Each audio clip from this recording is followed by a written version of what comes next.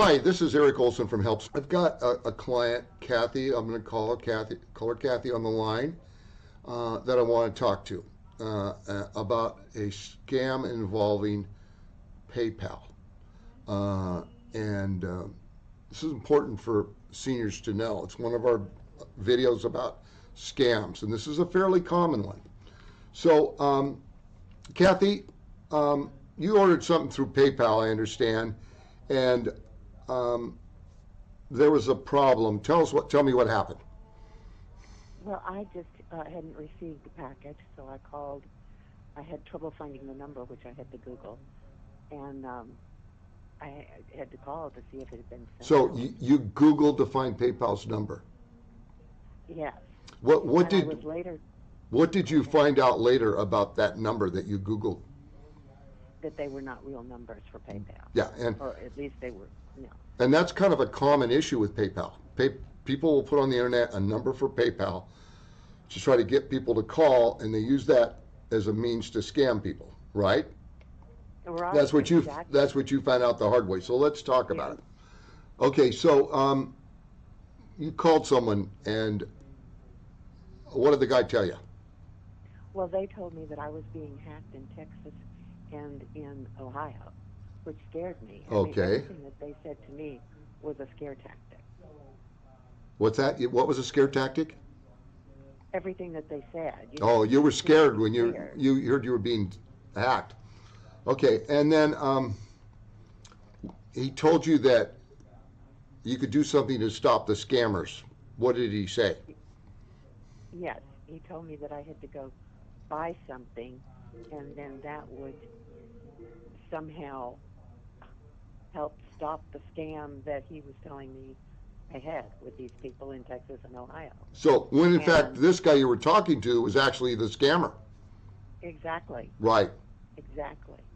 And but you trusted him, and why was that? Because of the smooth talking that he was doing. It Okay, was like he was going to help me. yeah, It yeah. was They're weird. they're kind of good at that. They're kind of you believed him, right? Yeah. Okay, Yes, so unfortunately. you got a call the next day, is that right? Now, Right. did you that first day? Did you do anything? Did you give him any numbers or anything the first day? I didn't give him any numbers, but I purchased some things that he said when they emailed me, if I didn't answer the email, then they wouldn't charge me, which I Oh, didn't understand. But okay. I, So again, was, you purchased some things under his instructions the first day, hmm and that was totaling about how much money? well, actually only a couple of hundred. And when I called those cards that I had used, they dropped it. Okay, they dropped it. So, hmm Was that done? You did that later when you found out there was a scam.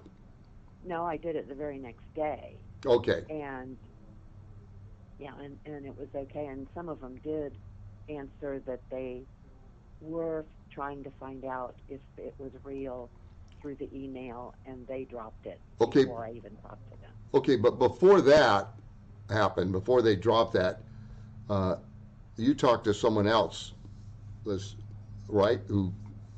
Actually, after the next day, someone called me about it and said, that my account was in danger or something like that, and he knew of a way to help me. And this was a different man, which I think they probably knew each other. One of the Did men from did the he one I say who he had, was from? yeah, from PayPal. Oh, He from said PayPal. he was from the customer service of PayPal. They both did. So I'm kind of confused. On the first day, did you realize that? When did you realize that on the first day that the guy you talked to from PayPal was a con artist? Right I after that? didn't. Yeah, no, I didn't. I just didn't want to purchase anything anymore. But I didn't understand that he was a scam artist yet. Okay, And then but the then second day, why did you cancel those purchases the second day? because he told me to cancel them. He said, well, he didn't tell me to cancel them, but he told me that they would be canceled if I didn't answer the email. Okay, so but you canceled those first two purchases you're talking about. I did, yes. Okay, so the next day this guy calls you on the line, and what does he want to do?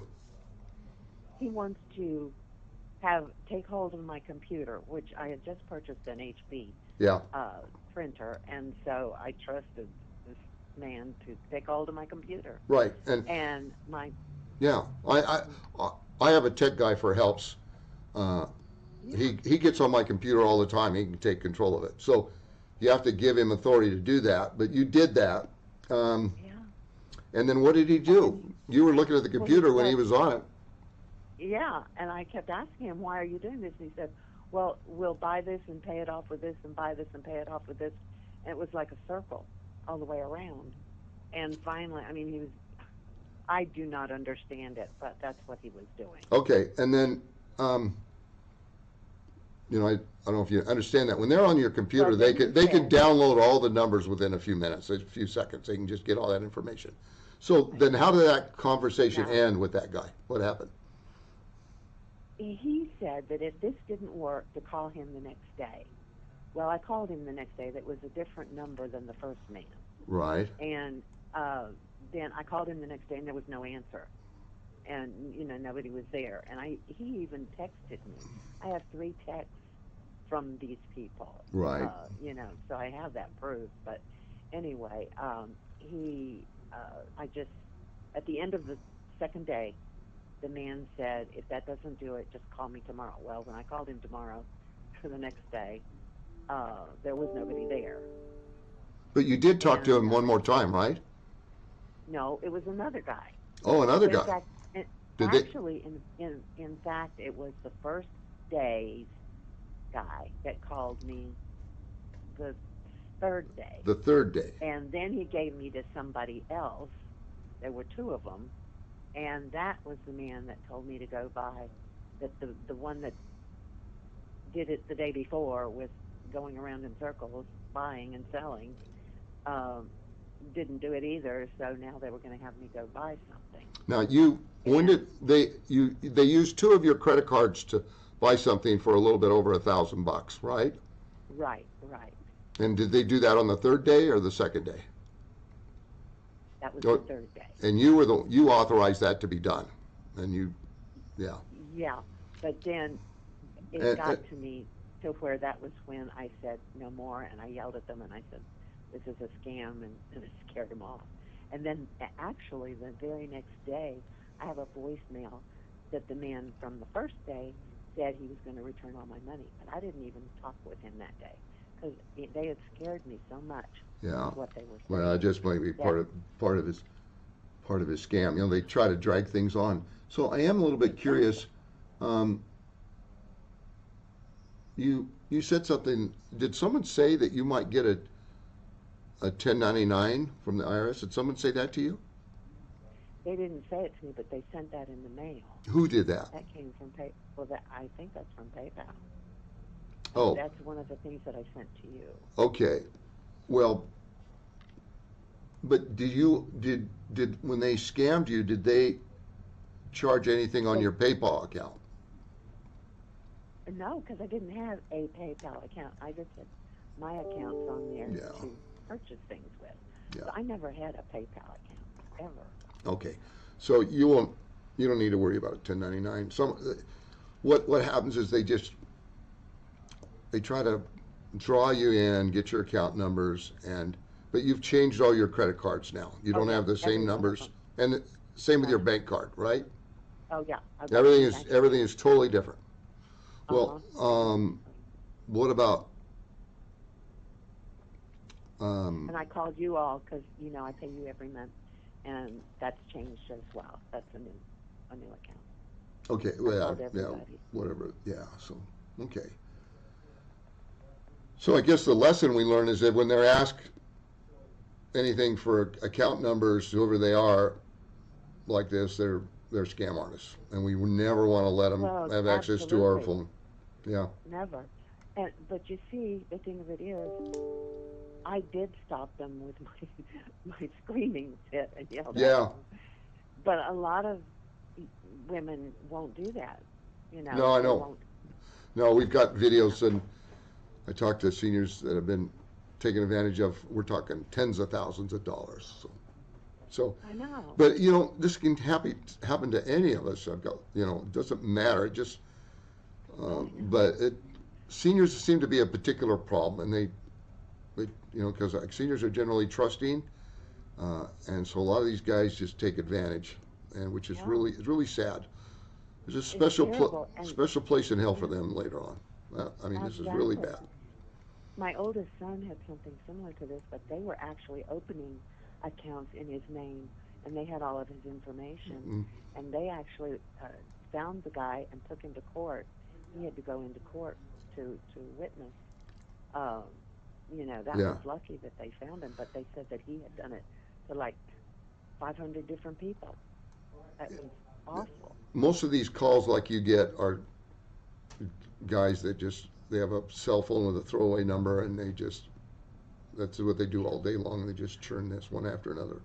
Now, the one thing you should know is that if they scammed you once and they ever have access to your own number, a lot of times someone will try to do it later on, so you need to be careful.